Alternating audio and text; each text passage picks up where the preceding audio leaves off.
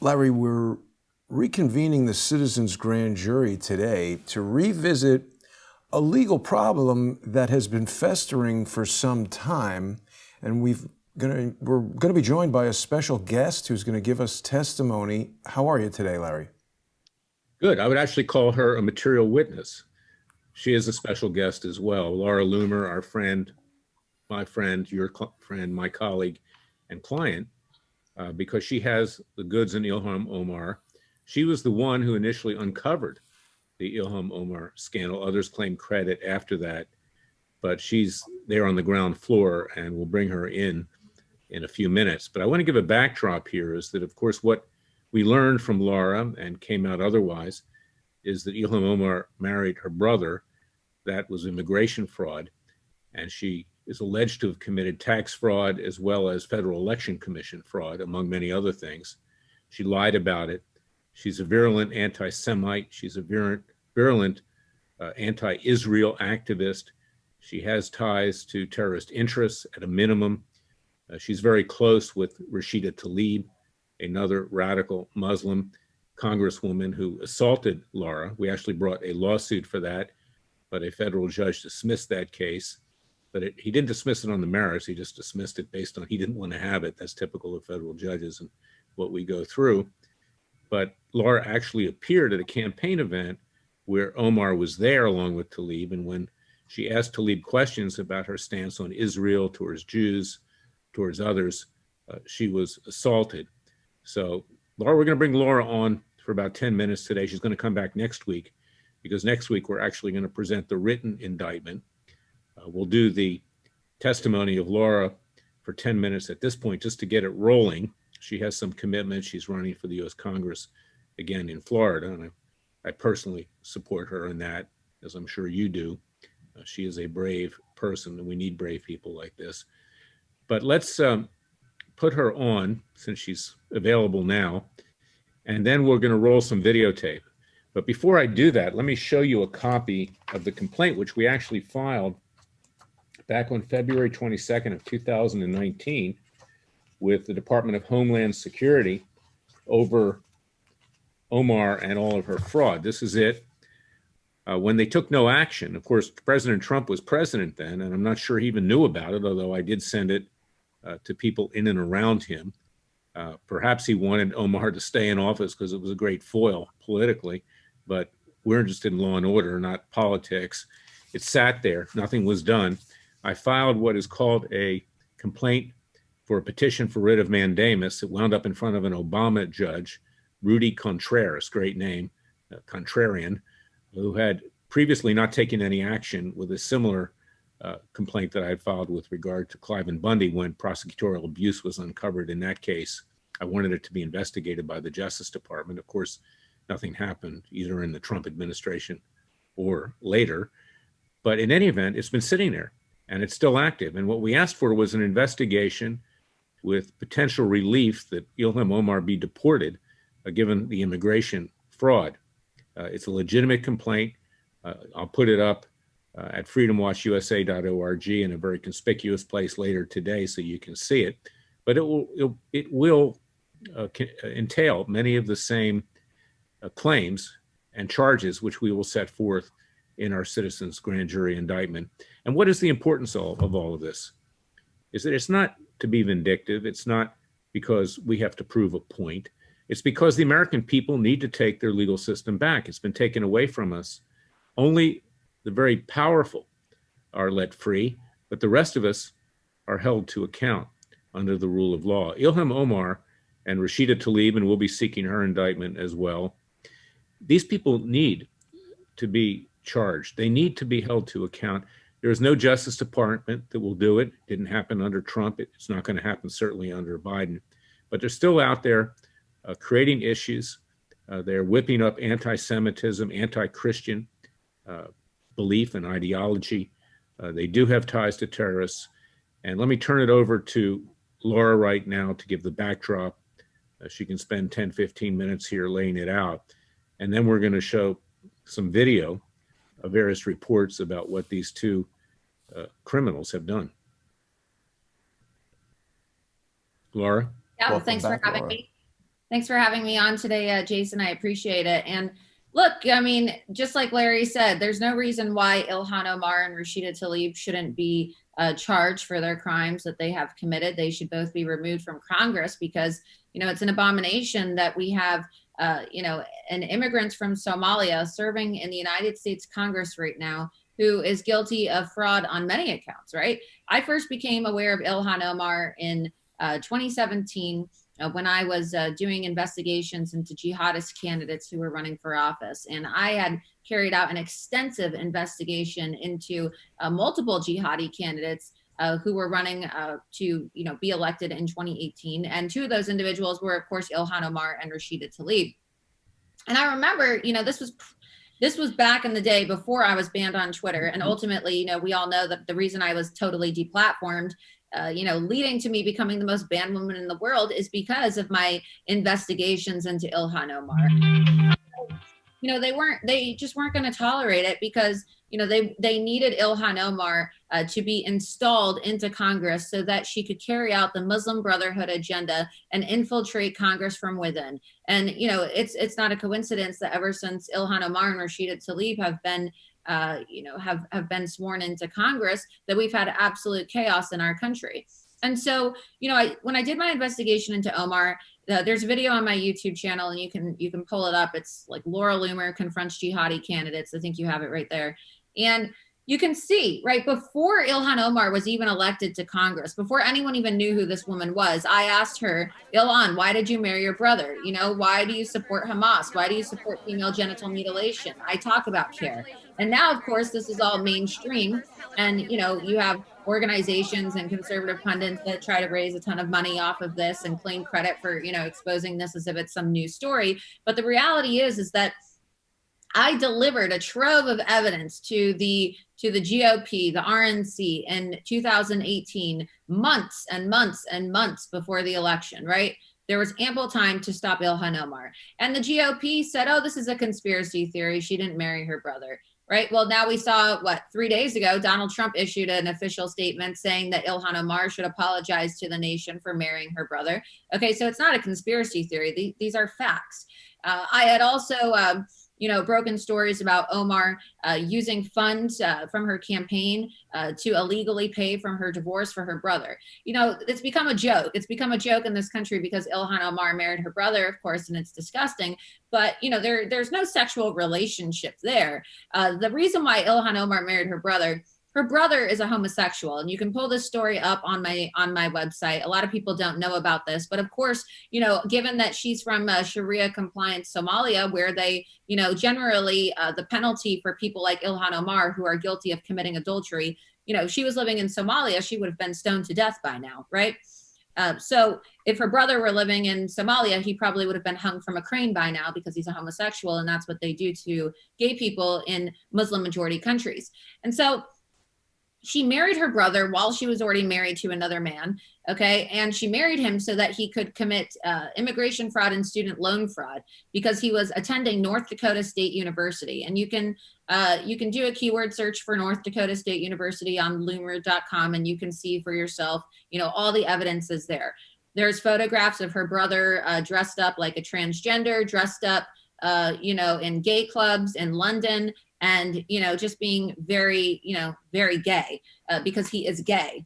And so it's not like Ilhan Omar married her brother to have a sexual relationship with him. She married him because, that was her way of getting him student loans through North Dakota State University. So not only is she guilty of immigration fraud, right? Not only is she guilty of marriage fraud, and these are deportable offenses as well. If you are, an immigrant to this country like she is, an invader, she's guilty of student loan fraud as well, right? So that is why, of course, you had, and you can read the story, you'll see Ilhan Omar living with her then other husband, not her brother husband, while she was still married to her brother husband, right? It's not that they were all, one big happy family keeping it in the family. She had it on paper that she was married to her brother because he committed fraud at North Dakota State University. And, despite the fact, you look at the timestamps on these articles, you'll see that I published these articles, 2018, 2019, right? The media has still yet to report the fact that Ilhan Omar's brother right, is a homosexual. So unless she's having, you're not going to be having a sexual relationship with a homosexual man, right? This is clearly fraudulent. This is clearly done for the basis of fraud. And I know people like to joke and say, oh, well, she was having sex with her brother. This is not what it's about, right? She didn't marry her brother so she could have sex with her brother. Ilhan Omar married her brother while she was married to another man at the same time. She was married to her brother while she became pregnant with one of her other children, right? Because it was not a sexual relationship. It was a marriage of convenience for the sake of facilitating fraud against the United States of America, right? Student loan fraud, immigration fraud. And so if the media were to actually talk about this, right, and bring up the fact that her brother is a homosexual, they would see for themselves that the evidence is very clear cut, right? It's not like she fell in love with her brother and was having some incestuous relationship, right? She knows her brother is a homosexual. That's why he's not living in Somalia anymore, because they kill homosexuals in Somalia. So that's why he spent a lot of time in the UK. And if you pull up that article, you will see the photos of him, dressed up like Bruce Jenner and dressed up in, very short shorts and prowling around gay clubs with his fellow homosexual friends. What is the significance, Laura, of not having sex with the husband? You're saying it could never be consummated. The marriage could never be consummated. What I'm saying is that, and excuse my language, but, I see people like to say, oh, Ilhan Omar is a brother fucker, right? Because it's funny to talk about the fact that Ilhan Omar married her brother and they think, oh God, she's having sex with her brother. Let's just call her brother fucker. Well, this was not done. It's one thing to say, oh, someone committed incest, right? They married their sibling or they had a sexual relationship with a sibling, right? Which you're not supposed to commit incest in this country either. It's illegal. So one, she's guilty of incest, right? Because she married her brother. If he's homosexual, which he is, chances are she's not marrying her brother because she's sexually attracted to her brother, right? She married her own homosexual brother so that he could commit immigration fraud, right? And create the perception that he was married to somebody who was living here in the United States of America at the time. Because when you do that, right, you get benefits. You get benefits of being able to stay in this country either through green card status. You get benefits of being able to apply for student loans. And so that was the purpose. And I see Jason right there, kind of looking mortified as he scrolls through these photos of her brother dressed up, as a transgender and dressed up at the gay club. But the significance is that, if it was a non-sexual relationship, why are you, marrying someone if you're not having a sexual relationship? Yeah, that's what you meant by it. So I'm and emphasize the fact that people generally get married, and those are, if you're in a healthy relationship, you're going to be having sexual relations with your spouse, right? Well, and legally speaking, relationship. This was a relationship solely for the purpose of defrauding our country. Right. Legally speaking, homosexuality proves that. His homosexuality proves that. Legally speaking, whether it's Judaism or Islam or whatever religion, it's not a legitimate marriage unless you consummate it. Okay, so that's another aspect of it. Tell us just a little bit quickly, because I know that you have to go and we'll bring you back next week, about her relationship with her campaign manager. Right. So Ilhan Omar, of course, and this is what I'm talking about. If she was living in Somalia, which is kind of interesting given the fact that she's aggressively advocating, to completely undermine the United States Constitution, took her oath of office on the Quran, basically pledging allegiance to Sharia law, which is incompatible with the United States Constitution, something that I will be, drafting legislation, calling when I'm a member of Congress, calling for it to be illegal in the United States of America to take your oath of office on the Quran, because this is a Judeo-Christian country and you should be taking your oath of office on the Constitution, not taking your allegiance to Sharia law. And so, under Sharia law, you are stoned to death if you're an adulterer. And we know that Ilhan Omar is an adulterous whore, all right? She not only, married her brother while she was married to another man, but Ilhan Omar was cheating on her husband, not her brother husband, her other husband, non-brother husband, right? It's just ridiculous to keep up with this woman and all of her affairs. But Ilhan Omar was having an affair with one of her married campaign consultants, and you can see that she was paying him outrageous amounts of money. And you'll have to cite articles. I don't want to give you the wrong numbers, but it's upwards of over, I believe, $1.2 million that her campaign has actually given to her now new husband, who was her consultant, in consulting fees, right? But of course, that's just a way to funnel and basically illegally send money back into your own pockets when you're on a campaign, because, you know, she gave all this money to an individual she was, you know, presumably having a sexual relationship with, who's now her husband. And those are funds that are now, well, I'd assume they have a joint bank account, right? If they're a married couple, maybe they have separate finances. But this was just a way for Ilhan Omar to commit more fraud, right? Campaign finance fraud, and to defraud our tax system as well. And last but not least for this session, explain what Ilhan Omar's ties are to terrorists and terrorist interests.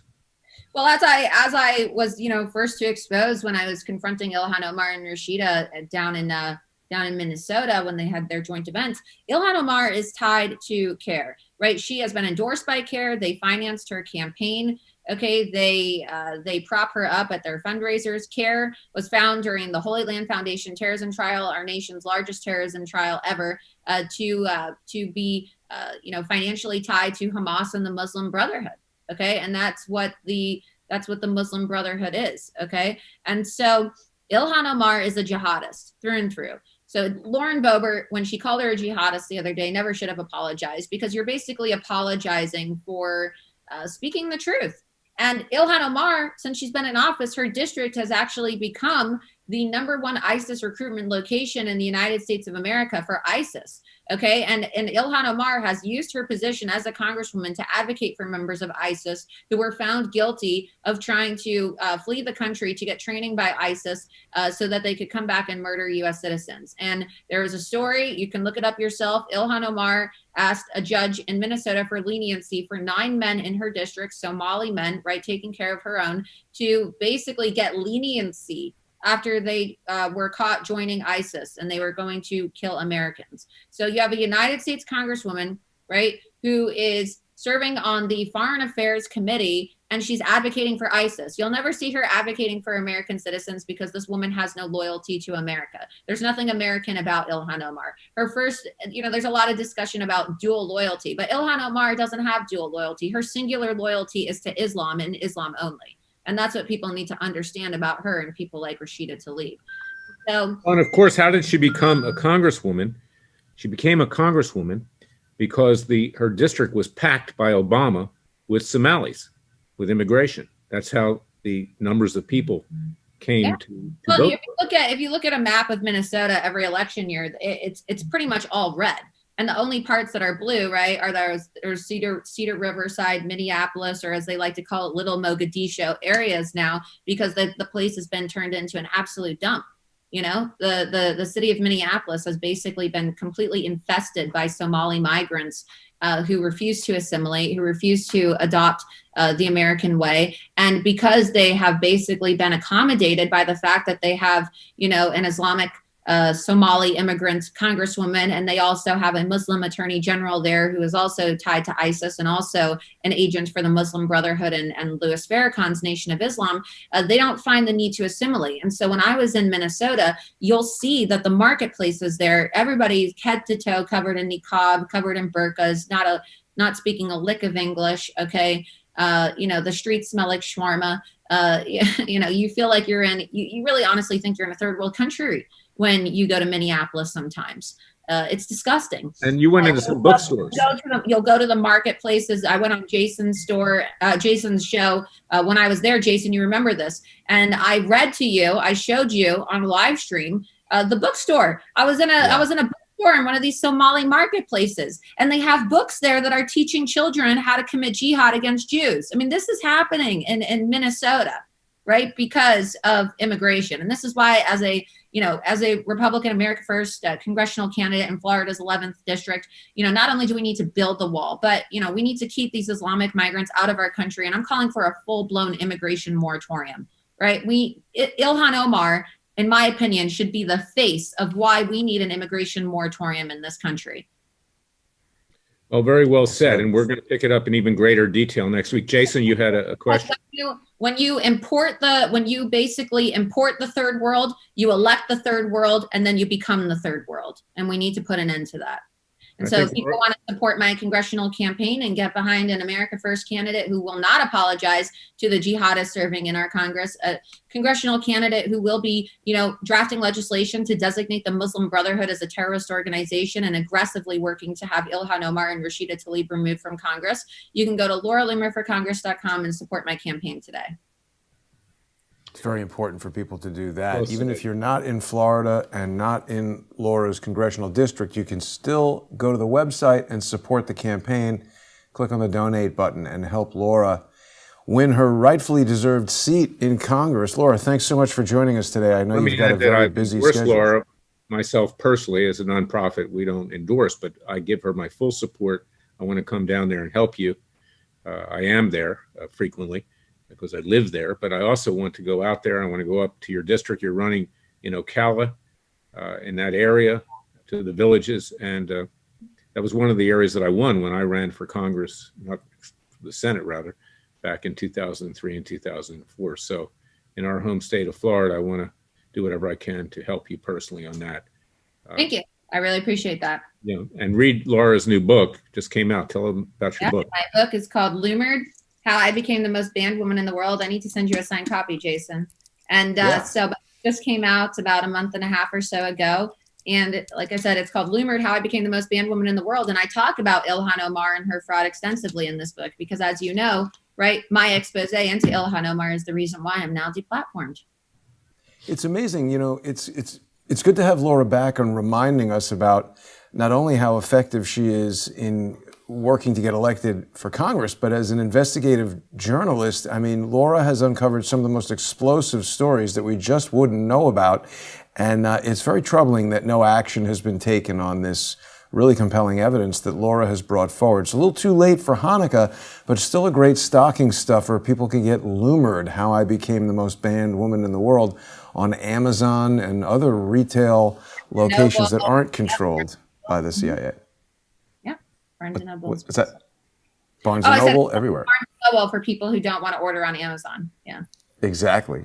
Well, Laura, thanks for joining us. We'll have you back next week. I know Larry has some more evidence he wants to present. Anything else you want to share with us before you have to go?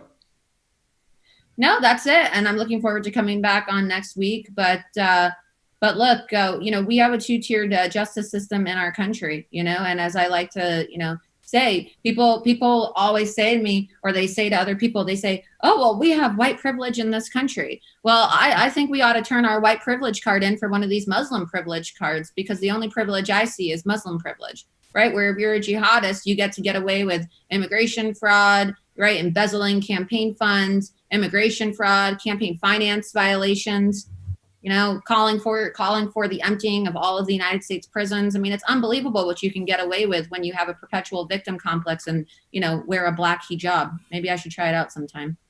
Exactly. I also want to point out that you are in no way homophobic or anti-gay. You're just pointing out that it's a fraudulent marriage.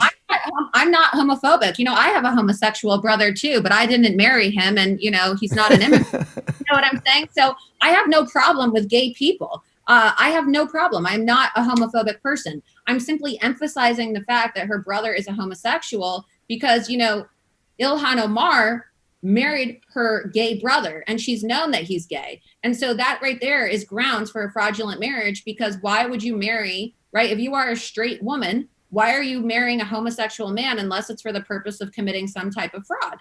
Right. And so my point of emphasizing over and over again his homosexuality is simply for the for really, driving the point home about, oh, well, this really doesn't seem right, does it? This really doesn't seem right, because the media wants you to think that Ilhan Omar is having a sexual relationship with her brother. That's not what this is about, right? She married her brother so that he could commit fraud. So, but of course, they'll call me up. Well, and as I pointed out, it's not a legitimate marriage unless you consummate it. Right. Well, right.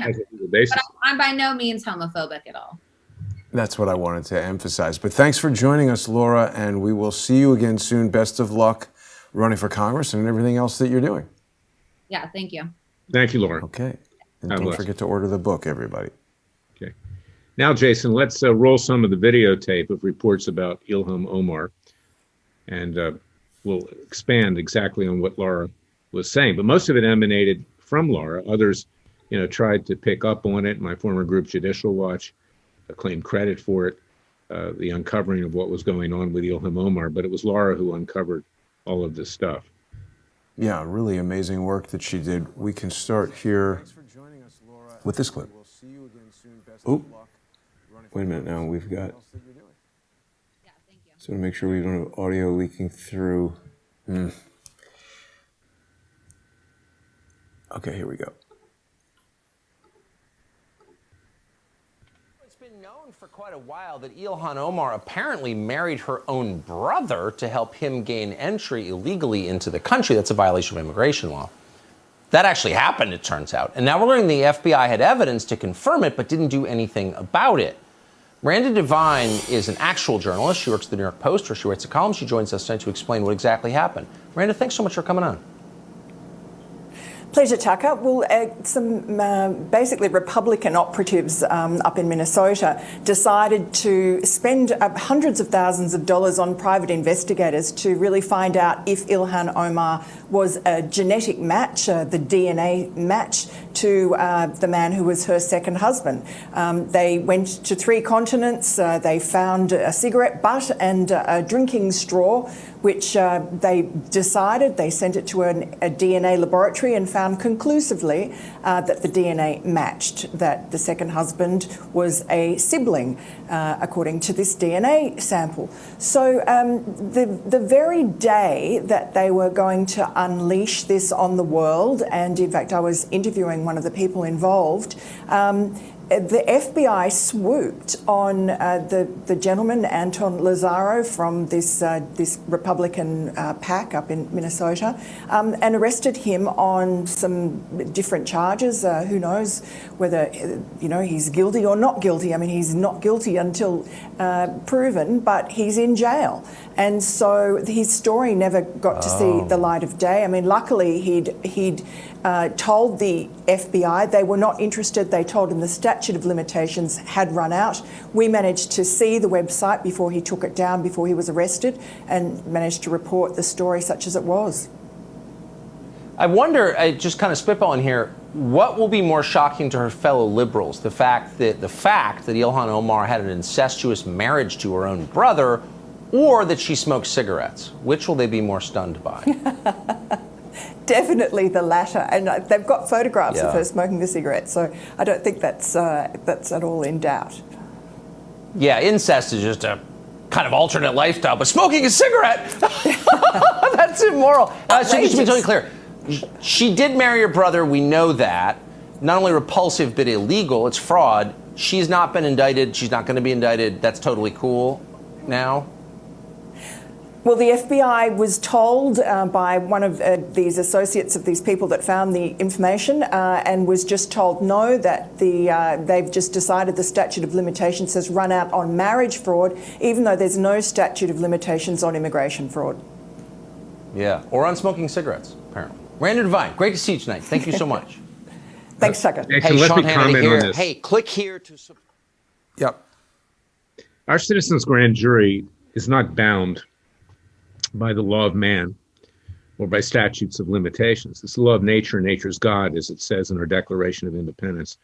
While Miranda Devine is right, the immigration fraud allegations are still live, and in fact, my complaint, Freedom Watch, is still pending in front of Department of Homeland Security, which we will use as a model to fashion the indictment of Ilhan Omar. The fact is that she should be held accountable for all of this. And it's also a violation of her oath of office that she took to become a congresswoman, notwithstanding the fact that she took it under Sharia law on the Quran, because she lied. She's not legitimately here in this country because she committed fraud. She's subject to an investigation, to a complaint, and to deportation. And given the fact, and I think President Trump actually alluded to it at one time, she'd be better off going back where she came from, frankly. There's a lot of people in this country in the same boat, for that matter, although this country is becoming exactly like where they came from. And that's the sad part about the whole thing. So this is a serious issue. It tells you something about not just the Democrats, the rabid Democrats and ultra leftists, but also tells you something about the Republicans, that they take no action. And I think they like having Ilhan Omar around. That's why they go on TV smiling over the whole thing, just like they go on TV smiling about how the economy is collapsing, about the misuse of the Justice Department and FBI as a Gestapo, smiling about what happened in Afghanistan with these 6 smiles on Fox News, because they think somehow they'll use this to regain power. But of course, we know that once the Republicans have regained power in the past, they haven't done, excuse the French, SHIT. They didn't reform Obamacare. They didn't balance the budget. They didn't give us a clarion call on what was going to happen in Afghanistan under Biden. They were getting national security briefings. They knew. They've done nothing about communist China and COVID-19. In fact, just yesterday, Rand Paul, who talks big and acts little, said the solution was, this was Dana Perino asking him a question, what are you going to do about China? He says, oh, we're going to cut off funding to the Wuhan lab. That's the solution to having destroyed our country, our health, our economy, and our emotional well-being with COVID-19 out of the Wuhan lab, where a bioweapon undoubtedly was created. Here he is, a total fraud, Rand Paul. You could say the same thing about Trey Gowdy in the past. You could say the same thing about Jim Jordan. You could say the same thing about Tom Cotton. And of course, Kevin McCarthy, who spends most of his time, I guess, according to Tucker Carlson, living with a man, Frank Luntz, who's a Republican pollster in Washington, D.C., comes on with the 6 smile. I'm sick of the 6 smiles. And that's why the citizens' grand jury is so important, because we don't find this funny. It's not funny. Let's play now the tape, because this is the confluence, because we'll be seeking the indictment as well of Rhasida Talilb, the other vile Muslim congresswoman from Michigan. Omar's from Minnesota. They're next to each other. When Laura Loomer, and she'll talk about this next week, when she was assaulted at a campaign event for Talilb that Ilhan Omar had arranged in Minnesota. Did you want to see that one again, or do we want to see this? Let's see it. Okay. I want to see the video, which you found yesterday, which you found on YouTube. No, we've got it. We've got it. We had shown Laura.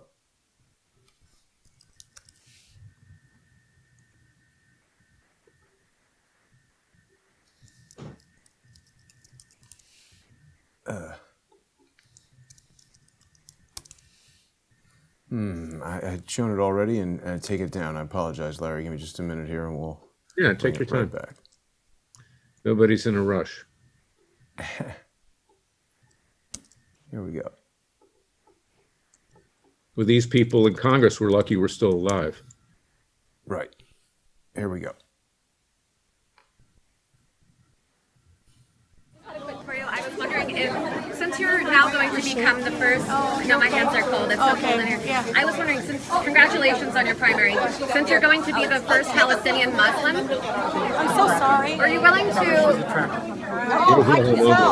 I actually like people. Are you like her? Yes. There's the assault.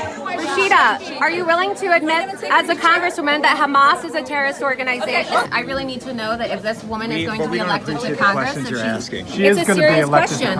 I heard about her. Yeah. No, I heard she like stalks and stuff. Incredible opportunity for us to be able to come together as one community. What about and your really Jewish change the world. constituents? I'm now going to be a member of Congress, inshallah. The most important thing is that we fight back. I love coming from a place of love. Then why are you campaigning with Linda Sarsour, who called for jihad against President Trump? So that is afforded to all of us. What about justice for little girls, Ilhan? You voted against legislation that would have made FGM a felony. Why is she so hateful against Israel? Are they going to recognize the United States decision to recognize Jerusalem as the capital of Israel? Time for Ilhan!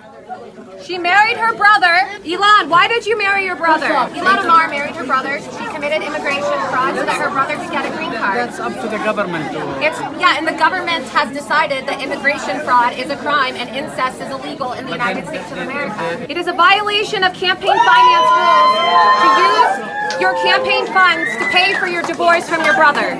CARE is recognized as a designated terrorist organization in United Arab Emirates. Both of these candidates have been endorsed by CARE, a terrorist organization. The federal government found during the Holy Land Foundation trial that CARE had ties to terrorism. They were funding Hamas, which Rhasida, candidate for Congress, supports. She needs to decide whether she's an American or a Muslim first. Is she a Palestinian or is she an American first? Well, there you have I'll tell it. you, Larry, Laura's incredibly bold. She's right there in the belly of the beast. Those people could have definitely hurt her, and it doesn't stop her. No, and Rhasida Talilb assaulted her. You see that. She grabbed her cell phone in a violent fashion. Laura felt in fear of immediate bodily injury or death, but she is very brave, extremely brave. And we brought a lawsuit. I brought it in Michigan. We filed it in federal court, and a judge dismissed it. He didn't dismiss it on the merits. He just didn't want the hot potato in his court. That's typical of federal judges. That's why I wrote my book, It Takes a Revolution, Forget the Scandal Industry. We need judges who aren't politicians in robes, who didn't get their job through political campaign contributions and other forms of bribes, which is the way it happens in today's world. You know, in effect, bribes. That's what happens. Sometimes they're out and out bribes. And, you know, it is telling that this complaint that I filed at Freedom Watch against her with the Department of Homeland Security has been sitting there now for almost 3 years, and no action was taken, even during the Trump administration. And that tells you why the American people themselves need to enforce the rule of law, just like we did in the Old West with Wyatt Earp and others. We need to do it for ourselves. There's nothing in our Constitution or nothing in the statutes of this country which prevent us from doing so. Again, going back to 1992, Justice Antonin Scalia, may his soul rest in peace, in a case, United States versus Williams, held for the majority of the Supreme Court that the grand jury belongs to the American people, not to the three branches of government. And by extension, we have the right to try to seek convictions. We already have a judge who will be handling these trials. We're finding the venue.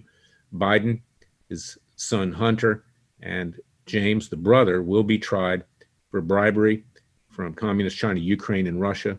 And Biden himself will be tried for negligent homicide in Afghanistan, killing 7 innocent children and 3 others who were our allies. So he wanted to look tough after our 7 GIs were killed at the Kabul airport.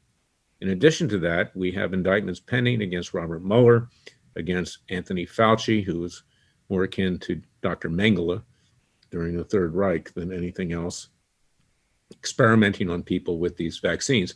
By the way, this is a side point, but just today, Pfizer was forced to admit that you're going to have a 4th vaccine to allegedly protect you from COVID-19. Now, that's an admission that these things don't work. They are experimental. They are potentially very dangerous. And now you got to keep pumping this stuff over and over into your body. And no one knows exactly what the long-term, medium, and short-term effects even are. Then you've got people like de Blasio, some people call Comrade de Blasio, who's saying that you can't function in New York. You can't even go to your place of business or any place else. You've got to also vaccinate children that are 5 years old. I mean, that is criminal. That is criminal. So we'll get to de Blasio. We'll get to everybody. And, you know, we have limited resources. We need the help.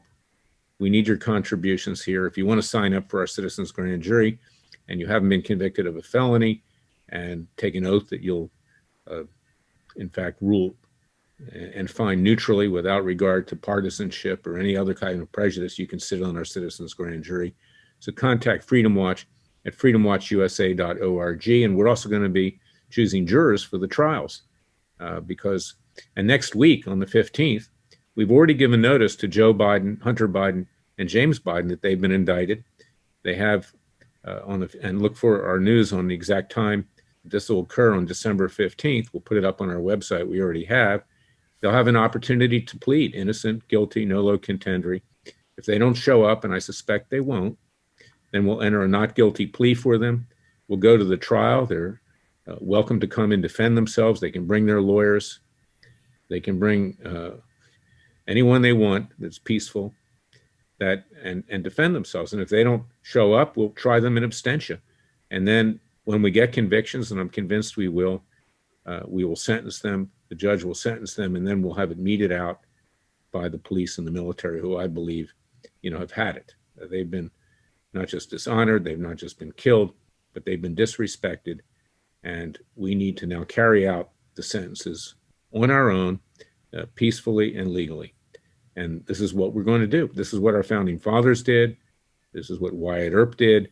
We have no government at all that represents the American people. And for those of you who say, oh, let the Republicans do it, what have they done? What difference does it make? I turned on the TV this morning. I saw these dinosaurs sitting around in the rotunda honoring Bob Dole. Well, later in the day, he's going off to be buried. And we thank Bob Dole for what he did. He wasn't the most courageous of people, except in World War II, he certainly was, but he was not, in my opinion, a very strong leader in terms of conservative principles. But it would be nice, figuratively speaking, not actually, I'm not advocating any violence, if we buried these congressmen and senators along with him, because we don't need this government. We don't need this government. This government is working against the American people, and that's why we now need to do it for ourselves. Anyway, let's roll another clip with regard to Ilhan Omar. Here you go. A mother says that her husband was stolen from her, and she says the perpetrator was none other than squad member Congresswoman Ilhan Omar. Chief correspondent, he's a news correspondent, that is, Trace Gallagher, has more on this friction in marriage. Brian, court documents obtained by our corporate cousin, the New York Post, say that D.C. political consultant Tim Minette met Democratic Congresswoman Ilhan Omar while he worked for her. Apparently, Omar paid Minette and his E Street Consulting Group about $230,000 through her campaign for things like fundraising, digital communications, and travel expenses. And the Daily Caller News Foundation now says a conservative government ethics watchdog is looking into whether Omar used campaign funds to pursue the affair.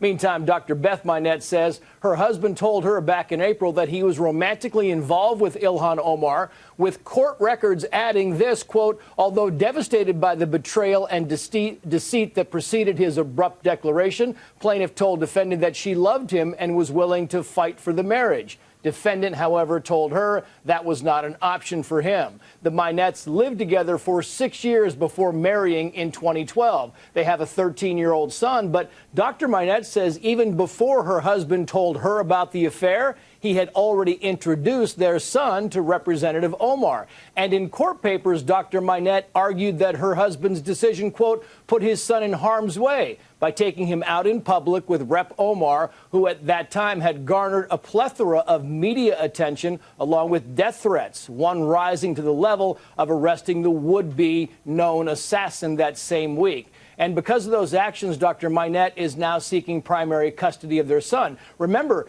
Ilhan Omar has also been accused of marrying her biological brother so he could obtain American citizenship. Neither Omar nor Tim Minette has yet commented. Brian.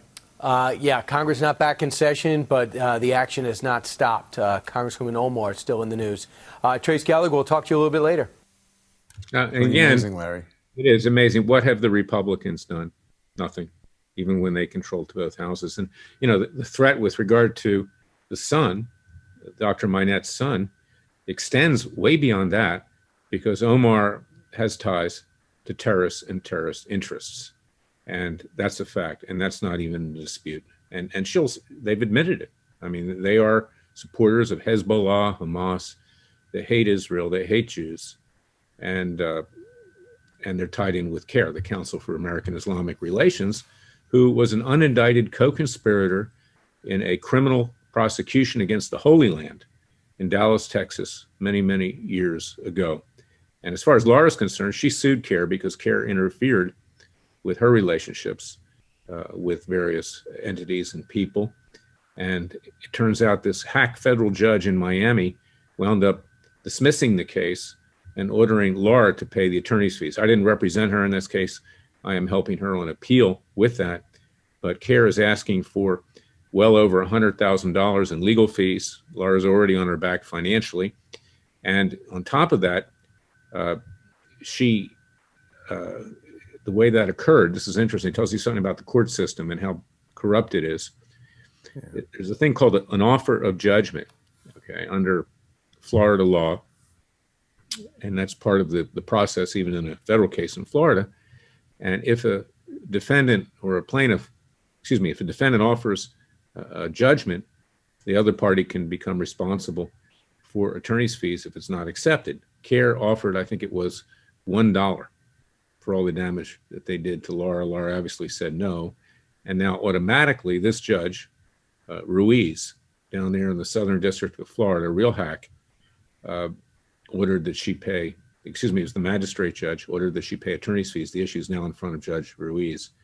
So this is our justice system, is that people like Ilhan Omar walk off laughing, doing their usual deeds, cavorting around with terrorists and those who are tied to terrorist interests. And it's the people that stand up to them that wind up getting the shaft. And that's what we have to avoid in this country. We have to call a spade. And it's everything about Ilhan Omar and her little buddy, Rhasida Talilb, is widely known. Anyway, let's roll another videotape. This is a clip of Ilhan Omar speaking about the new marriage to her former political consultant there. No stranger to controversy. She's one of 4 members of the so-called squad, 4 new progressive female members of Congress that are frequently at odds with President Trump. Last fall, Congresswoman Omar was also named as the other woman in a Washington, D.C. divorce filing. In the filing, a woman said her husband, progressive political consultant Tim Mynett, was leaving her for the Congresswoman.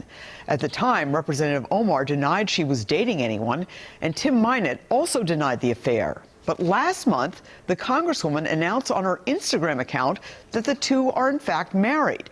Her campaign continues to employ and pay Mynett's consulting firm for work nearly $300,000 in just the first quarter of this year. And that has raised questions Omar has responded to by saying it is legal under federal campaign finance law to employ a relative. She was a guest on WCCO Sunday morning. Our relationship with the firm began the day I announced my election to Congress back June of 2018. And certainly our relationship with my husband and I started way after that. WCCO checked with federal election laws, and the laws clearly do state that family members can be paid for election work providing they provide a bona fide service at a fair market value. Tim Mynett's partner has written an article about the history of their firm's work for Omar. We have a link to that article and to the federal election law on our website at WCCO.com. Esme Murphy, WCCO 4 News. Sounds to me, Larry, like she married him just to send money to herself. Most likely, and don't expect anything to come out of any investigation. It's not going to happen. And that's why what we're doing is so important, Jason. Do you have another video, and then we'll wrap it up for this session? We have some documents, but I think this is the complaint. That's the complaint, and we'll run through that with our indictment next week. But let me say this in the end, and we can conclude for today, is that it's clear what's going on in this country. This country is on its back. It's gasping for air. We're almost dead. We have a 5-part plan by the left being implemented by Biden and Harris, Pelosi and Schumer, all of whom you saw in the Capitol Rotunda this morning with crocodile tears over Bob Dole. I guess perhaps they saw their own mortality in what happened, but certainly they have little in common with Bob Dole, even though he was a moderate Republican and not, he was in World War II, extremely courageous person, and we thank him for that. But he wasn't Donald Trump, he wasn't Ronald Reagan for sure. He did have the good sense to run with Jack Kemp, who I loved, when he was alive, a congressman in 1992. But you're not going to get justice out of them. And what we're facing now is that the left, in their 5-part plan, number 1, take total control over the people by using COVID-19 to create a dictatorship, a total hold on the American people, whether it's vaccine mandates or quarantines or whatever the case may be. Number 2, use the Justice Department, my once proud alma mater, which includes its FBI, as a Gestapo to quell all dissent. Number three, a corollary to that, use the federal judges, the establishment federal judges, particularly in the most corrupt court in the nation, the U.S. District Court for the District of Columbia and its appellate court, the D.C. Circuit, to rubber stamp what this Gestapo is doing and to throw any peaceful protester in prison simply because they're a peaceful protester, and to send a message to the rest of the country not to rise up. Three, dump trillions of dollars into the economy to create huge inflation and also to create an incentive not to work, thereby destroying capitalism, destroying our economy. Four, basically trashing the Judeo-Christian way of life and ethic, much more the Ten Commandments or any other rule of ethics and morality, by teaching kids, indoctrinating them, not just in socialist, communist, and leftist doctrine, but in sick, perverted sexual conduct, whether it's homosexuality, whether it's transgenderism, whether it's sexualism, you name it, teaching them that it's cool to be like that. Well, you know what? I feel sorry for these people, and they should be left alone, and they should be given respect, and they should have rights. But don't push it on children, innocent children who are very, very impressionable. And the fact is, homosexuality, transgenderism, transsexualism is not normal, you know, and that's the tragedy, is these people have to live their lives like that if they choose to do so. Then destroying our military. And we see what's happening now with potential conflagrations and war in Ukraine, communist China poised to invade Taiwan, the reinvention of nuclear weapons in Iran, North Korea. And God forbid, if you think it's bad now, is that we have serious crises on our horizon. And what we've got in control of this country are leftists who are wanting to destroy this country with this stooge right here, a brain dead stooge, as president of the United States. And, you know, and we're going to get to her too, but, you know, I hold his wife accountable as well, Jill Biden. She knew what condition this guy was in, and she committed a fraud on the American people by withholding information. You know, it's also dishonest, not just to make false statements, but to admit material information. She's as responsible as he is for what's going on in this country. We'll be seeking her indictment as well. They're both two despicable people. This guy bribed to the hilt. Obviously, Jill Biden's benefited by it as well, and she needs to be held to account. The fact that she's a woman doesn't alleviate her guilt. And that's another thing. The reason why people like Ilhan Omar and others like them get away with it is because there's not a white privilege in this country anymore. There's a minority privilege. If you're a certain minority, you can do almost whatever you want and walk off scot-free. And look at what we've seen just in the last few days with these smash and grab robberies that are going on, where people just come in, steal as they will, and no one does anything about it. They just watch them empty out stores and shopping malls, attack people in public. In Beverly Hills alone, there's been 4 major robberies in the last week. People are scared to go out on the streets, other cities as well. Minneapolis, Philadelphia has become a murder capital. The DA, elected with the money of George Soros, a self-hating Jew, who along with his father confiscated from property from fellow Jews going to their death in gas chambers and ovens. And another one, Gascon, I always forget his name, in Los Angeles, California, claimed there's no crime problem. They're not going to prosecute people. This is what we're dealing with today. And it's why we, the American people, must rise up. We're using citizens' grand juries. We intend to declare independence. We will form a new government, but we will also defend ourselves, just like our founding fathers did. They put the right of self-defense into our Second Amendment, the right to bear arms, the right to commission militias, not to do it offensively, but to do it defensively. And I would urge all Americans, to the extent that you can, arm yourself up. If someone comes after you and you feel that you're in immediate bodily injury, risk of immediately bodily injury or death, you take care of business. That's the only way these people are going to learn their lesson, and they're going to learn it through these citizens' grand juries as well. We need to do what our founding fathers did. They were not afraid. We cannot be afraid. If you're a senior, get out of retirement, get up off the couch and get to work, because your children and grandchildren will be living in this hellhole that we've already seen 90% has come upon us. And if you are young or middle-aged, you better snap out of it quick, because your world is going to be an ultimate hell.